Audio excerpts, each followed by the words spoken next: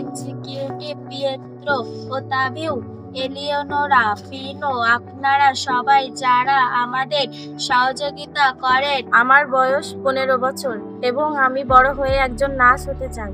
একদিন আমি আমার পরিবার এবং আমার সম্প্রদায়কে সাহায্য করার জন্য একজন ডাক্তার হতে চাই। আমরা খুব খুশি যে তোমরা আমাদের সাহায্য করিতেছি। তোমাদের সাহায্য ছাড়া আমরা কোনোভাবে লেখাপড়া করতে পারতাম না।